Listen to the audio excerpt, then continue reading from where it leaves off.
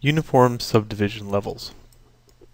So here I have this mesh, and what I'm going to do is mount this finished design to this board, and the board's going to have these nails that go through the bone itself. It's going to be a presentation piece, just like a study would be.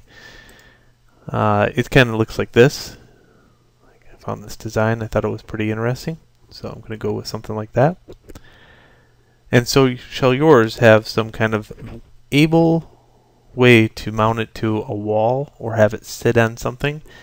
These pieces are for your portfolio, and they are to be put in some kind of gallery situation or in game where you can walk by it and it's hanging on the wall. That's what we're looking at here. So as a student, you need to develop your own display board.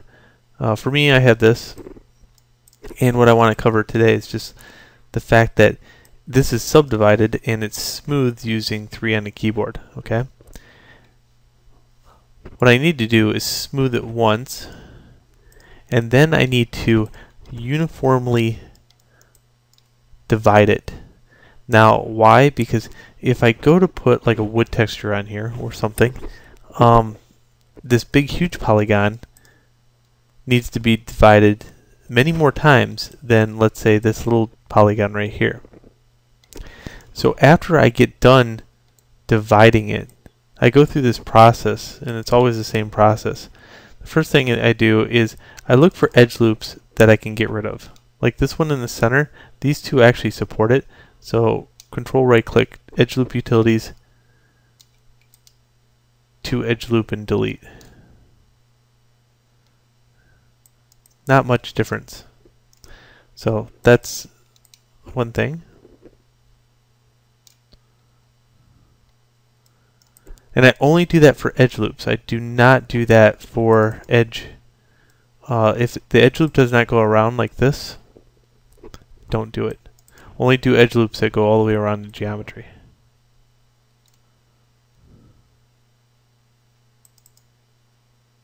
Like that one I could not get rid of. That one I cannot get rid of. This one I could, but it would collapse the geometry. So.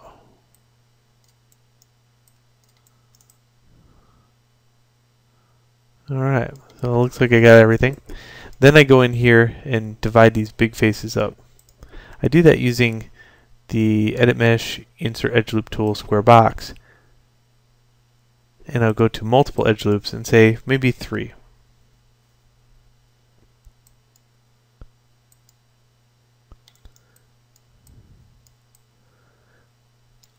And on this plane, I might do 2.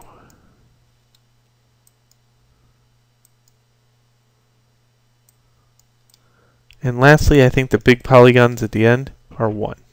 So I'll just hit Reset tool.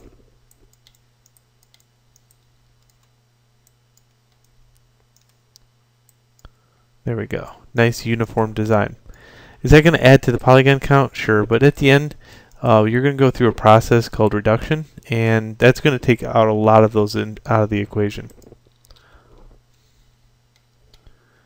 Okay, I just want to make sure that these are sunk down in there. They are.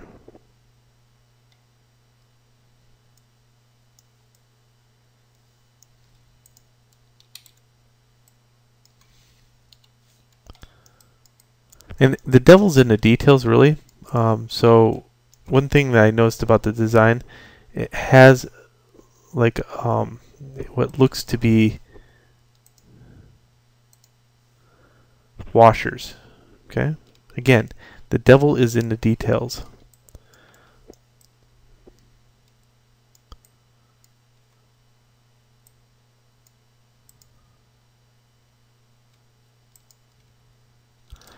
I'm going to select an edge here.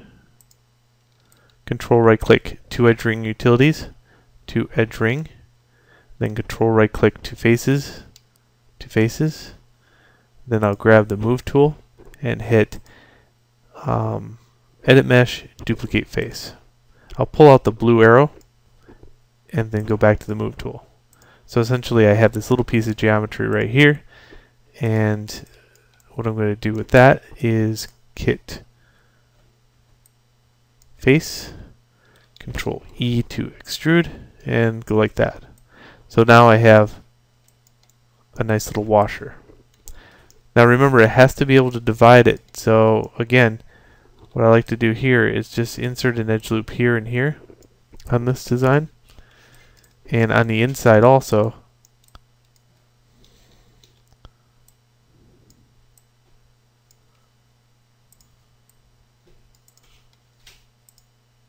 and then we can slide this back.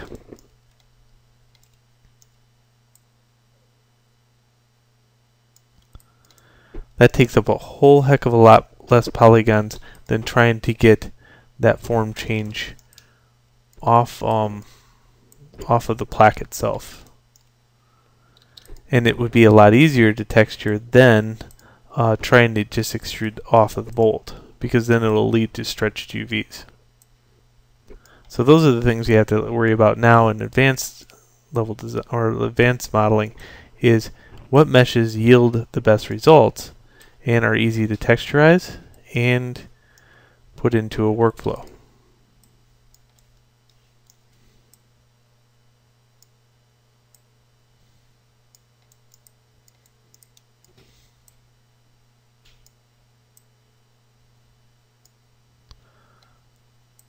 Alright, so I like all these.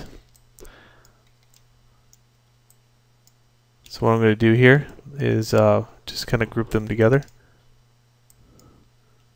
holding Control and Shift.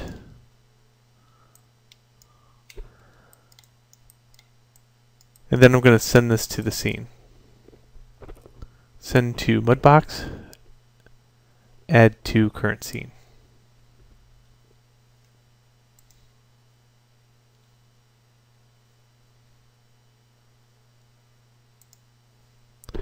Keep this mesh. Keep this mesh.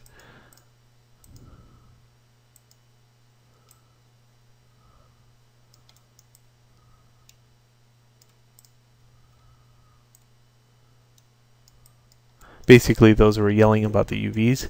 I'm not really worried about UVs yet. You notice I have not done any of them. We're going to probably do those later on, and those are easy to do after the fact. Okay, now that I have this in here, I can go through the selection tools, select objects, and I could just kind of select this.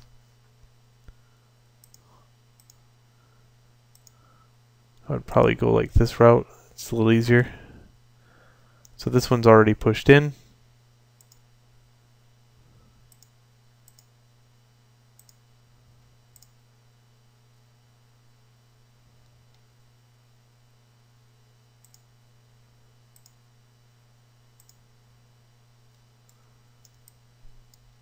That one's pushed in.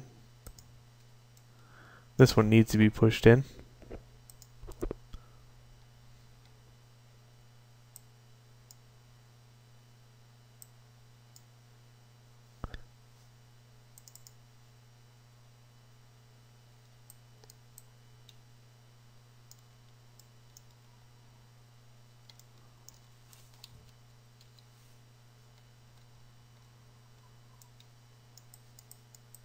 So that's really, really, really small as far as the handle is concerned.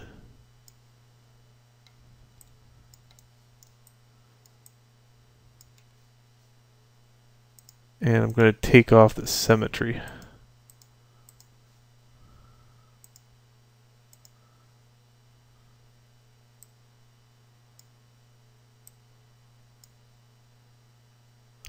Now, I could translate this here. It's just kind of a pain. Oh, I wonder why that's so small.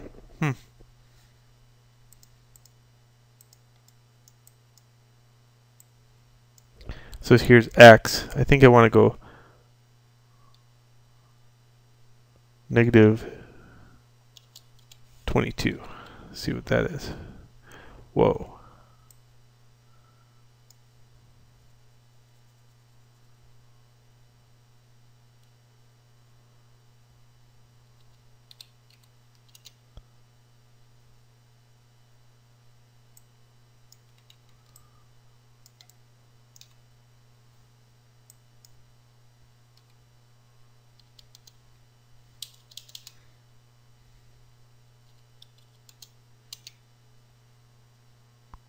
So I just mess around with these numbers until I get my orientation right. So, right, gotcha. Yeah, I'm on roll now.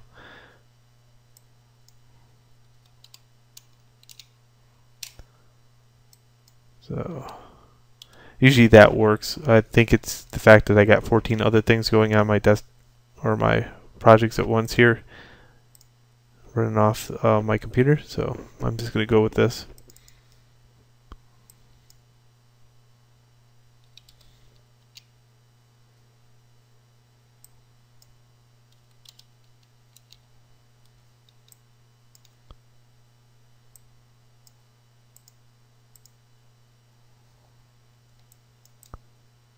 Yeah, it looks a lot better.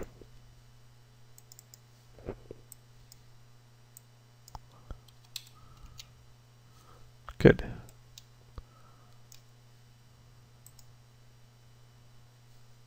So that's how you add new geometry as far as that is concerned, and it's how you also think about mounting your study. Don't forget to subdivide the level of the mesh, or it will not be sculptable later on.